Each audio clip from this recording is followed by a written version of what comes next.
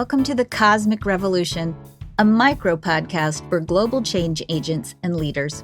I'm your host, Karen Curry Parker. My husband is an architect. He's 71 years old and still likes to design spaces by hand. His office has several large drawing boards covered with paper that he uses. You can find him most nights hunched over a board, mechanical pencil in hand, drawing and designing. He has big, negative feelings about computer software programs that do the designing and drawing for you. Part of why architectural computer programs frustrate him so much is that he feels like they disconnect you from what you're doing. The ease of moving design elements and pushing buttons takes you out of the core essence of the design process and the physical experience of using a pencil to access more than just binary options. Computer designing disconnects you from the impact of your creativity and your actions. Computer design makes it easy to stop responding to the needs of your clients. I feel the same way about journaling with a pen versus writing on a computer. If you look up the word architect on the internet, you'll find that the term now applies more to the digital world than to the deliberate and conscious design of spaces in the material world. To architect is a term now more commonly associated with software design than building physical places. The internet uses words like site, space, and place, as if there is a physical reality to software design when there is not. The gap created between physical and virtual realms is the difference in the way in which we treat each other.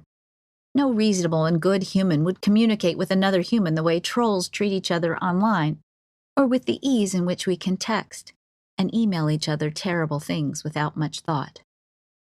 Physical reality grows from virtual reality. When we speak to each other in the physical world the way we speak to each other in the virtual world, we've crossed into a different reality where internet troll behavior sometimes becomes acceptable in the physical world.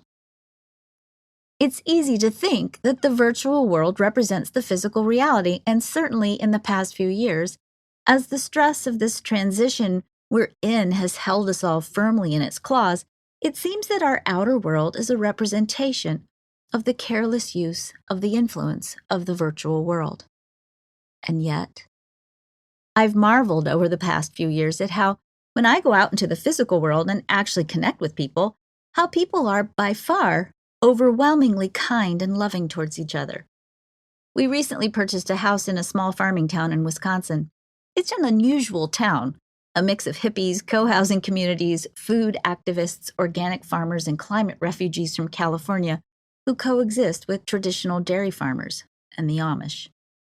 We bought a house here because it's an incredible place that truly embodies the energy of community. Even though I've met a lot of people who are nothing like me at all, I've been met with nothing but kindness, loving curiosity, and a desire to be good neighbors. My point is this. A small percentage of the people in the world is affecting a large portion of what we are experiencing and our consequent perception of reality. If we look at the world through the lens of math, 80% of the resources of the world are controlled by 20% of the people. 20% of your efforts in life net 80% of the results. This is called the Pareto Principle, or the 80-20 rule. The Pareto Principle states that for many outcomes, roughly 80% of consequences comes from 20% of causes, often referred to as the vital few. Our experience of our outer reality is being influenced by 20% of the world. How much of what we see in the world, the news, social media, movies, TV, is influenced by a disproportionate perspective of a minority of people?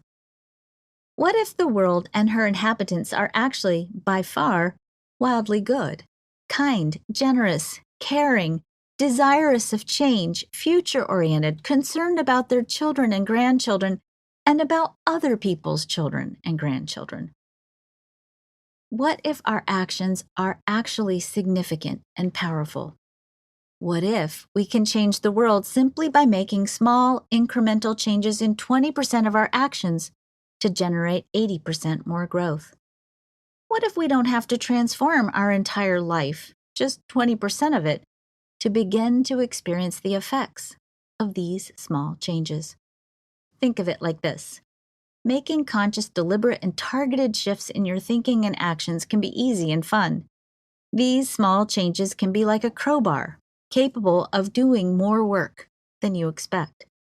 The vital few of your aligned choices can make a powerful difference in your personal world, which in turn can make a powerful difference in the entire world.